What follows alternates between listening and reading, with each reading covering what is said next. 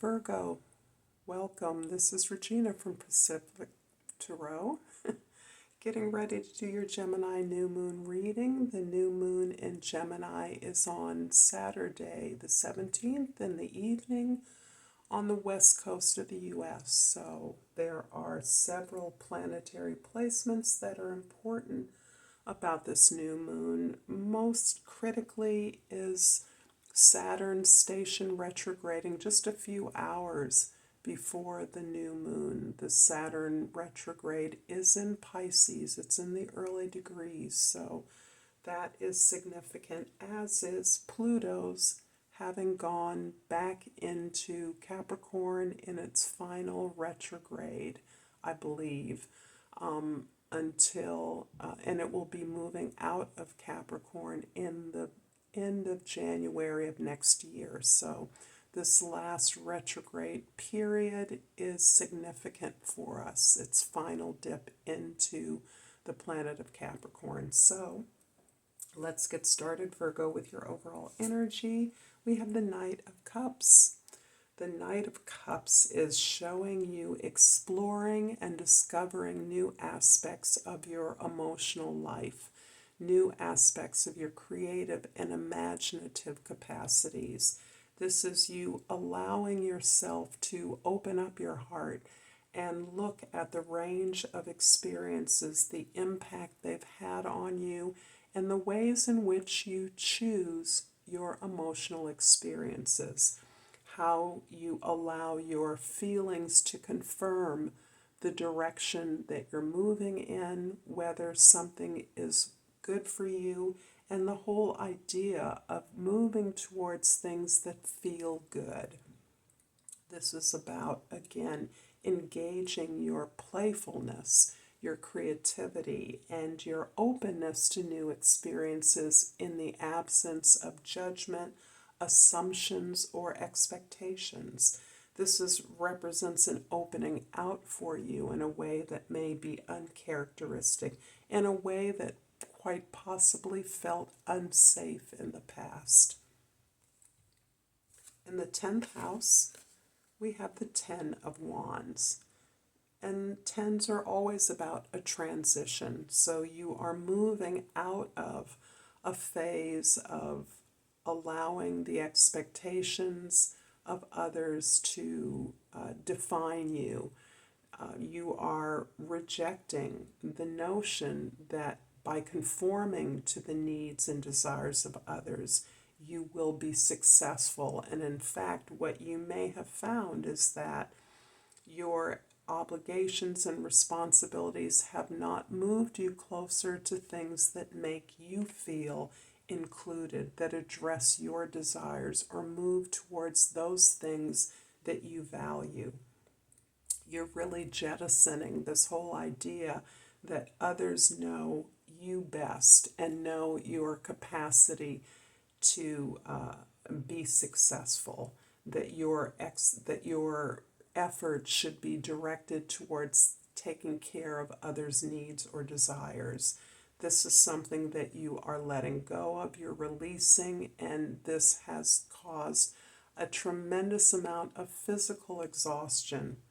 It's depleting your physical being. You're losing energy. You may have needed altered substances or all kinds of tricks to keep yourself going under this possible framework of expectation. You are gaining alignment with your own desires, your own talents, your own needs, and understanding that that is the priority that needs to be instituted in your life in order for you to be a success, in order for you to feel good. In the first house, we have the High Priestess. So it is about your ability and desire to reflect upon your experiences, again, in measuring things that really help you to unfold, to develop to experience the success towards the purpose for which you came, for which your innate skills are devised. You're understanding that this relationship with yourself is providing you with a sense of knowing, self-knowledge, and wisdom. The 2 here is about reflection. The moon is about reflecting. And there's also the ability, the establishment of a practice of meditation, prayer, journaling, anything that allows you to reflect on your conscious experience is really helping you to develop this new kind of relationship with yourself, this new alignment that knows who you are, understands your purpose, and understands what is best for you. These are unshakable truths based on your experiences in this life and quite possibly in other lives. And those other lives are not necessarily other lives that you led, but they can be, for example, the lives of your ancestors, those who you are aware of preceded you and created opportunities for you based on their efforts. So this is a connection with your ancestral past, your cultural heritage, in a way that gives you information about your capacity and who you are innately, outside of the mundane expectations of others. In the 4th house, the house of your history, the house of your domestic environment, your family of origin, we have the 7 of Swords. The 7 of Swords is really you showing great courage and buoyancy in the ability to look deeply into your own behaviors and habits. Those spaces where you have felt insecure or inadequate to a task in the past is being transformed to where you recognize that your insecurities provide the foothold, the toehold for others who wish you harm, who seek to discredit you, who make fun of you, who don't take your efforts seriously, who steal your ideas, who undermine you in any way that they feel they are able. And they are only able when you doubt the value of your own ideas, your own worth, your own experience and knowledge.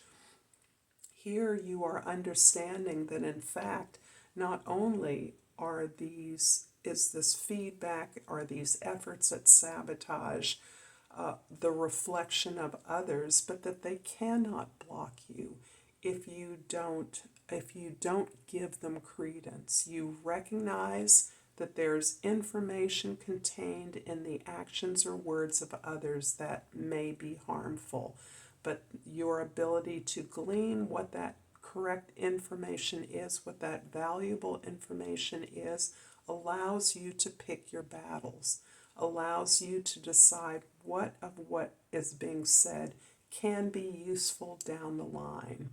So you're not completely ignoring this negative feedback, these efforts to undermine your work, but you are recognizing that they are indeed efforts to sabotage a powerful idea, a powerful new direction, a powerful effort that you're making. In the 7th house, the house of your significant relationships, you are here allowing for a rebirth, a complete transformation, a release. It really emphasizes here that the expectations of others may be playing out, the release of those expectations, the release of the need to conform to what others have expected of you without any pretense at knowing what your needs or desires, your expectations or standards are, is being played out quite possibly in your significant relationships across the board, so that you are no longer giving credence to the standards and expectations of others when it is your effort that is being applied to the situation. You are instead understanding that you devise the framework for your efforts, and those frameworks are those goals are aligned with what truly is aligned with your authentic self. Those things, again, that make you feel good, moving towards things that are not hard in and of themselves, but that make sense to you, are aligned with who you are, and provide you along the way with the joy of accomplishment. It doesn't mean that all of your new efforts are going to be easy and fun. It does mean that the challenge will be satisfying because you know that you're worthy of that level of investment. The same level of investment that you've provided to take care of the needs and desires of others belongs to you now. You're transforming that and realizing you're deserving and worthy of more. You're certainly worthy of things that feel good, allow you to explore and discover a greater capacity to enjoy and be successful at life. I'm going to clarify the High Priestess in the first house with the Two of Pentacles. The Two of Pentacles is about precisely this option, this new juggling. A two is repeated as you are reflecting on the way you used to do things, the way you used to be instructed, informed, commanded, perhaps by in your professional life and your personal life, to do things a certain way, to fulfill certain obligations or responsibilities you had to take care primarily of others, to this new sense of doing things in a way that conforms with your goals, your standards, your needs and expectations. So you are juggling this point at this time in this transition period to this possibility for rebirth, this possibility for renewal, for completely letting go of the things that haven't worked for you, haven't created happiness for you, any kind of joy, any kind of pleasure, but instead you are completely willing to work as hard, if not harder, towards things that you frame based on your talents and needs. The Seven of Swords in the fourth house is clarified by the King of Wands. Yeah, I see a real creative burst coming here out of this willingness, this preparation to release all of the old ways of doing things.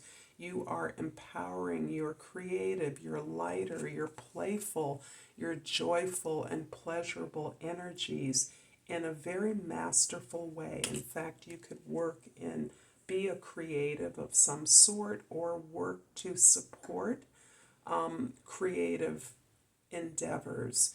You're definitely inspired and open up to releasing your passion through this new way of working. And because you're aligning this with things that you truly desire, that truly build on your talents, you are mastering, you are smashing this pursuit of your goals in a way that is inspiring others and providing leadership to others. The Death card in the seventh house is clarified by the Five of Pentacles. Interesting, this comes up so often now, and I do believe that this is about a kind of social conditioning many of us have experienced where we are given a set of expectations or a label early in life, and we endeavor to fulfill our expectations or others' expectations of what we can do and who we can be.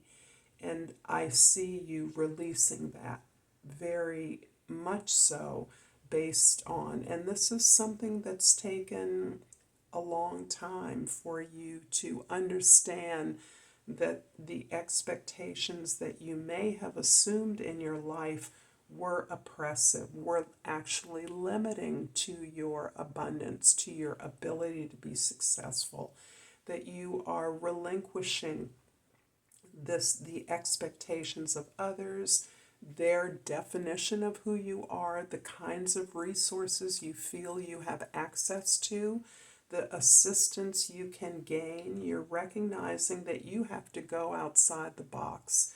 You must leave the old associations, the old goals, the old values behind that resonated and placed you in this sense of oppressive obligation to others.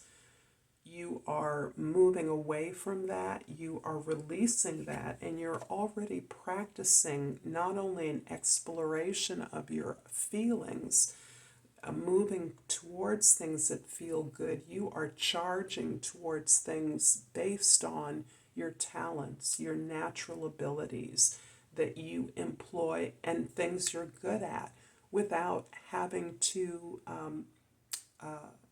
make assumptions or have a set of expectations.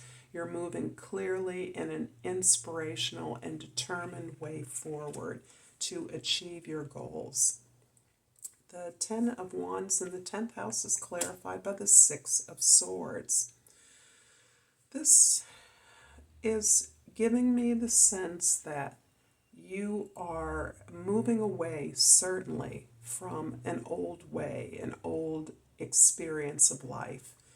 In the experience of life that you're releasing, no matter how hard you tried, no matter how clear your leadership was demonstrated, there was a way in which you did not feel heard or seen, a way in which you might have felt yourself constantly navigating chaos, confusion, disorganization, inappropriate goals, and your ability to persevere in that environment actually has allowed you to see that this is not the box you belong in.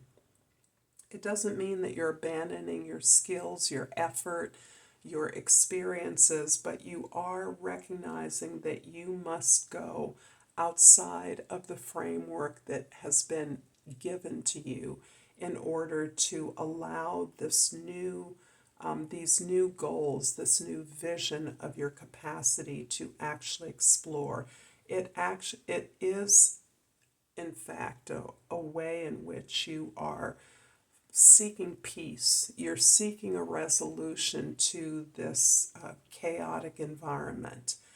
And this feels not only professional, but even personal as well, where things never seem to land in a way that you might have hoped for. Instead, I see you understanding that you have to go elsewhere. You must move away from what you now know doesn't work, is not designed to work for you, but you are really releasing that. The intent of your energy is to release that as you identify these new goals, this new lifestyle, this new arena of opportunity for yourself. I hope, Virgo, that this is resonating for you. If so, please like and subscribe to my channel, Pacific Tarot. And I have pulled the Selenite. And the key words are spiritual awakening. I'm a spiritual warrior of the light. Thank you so much, Virgo. Until next time, namaste.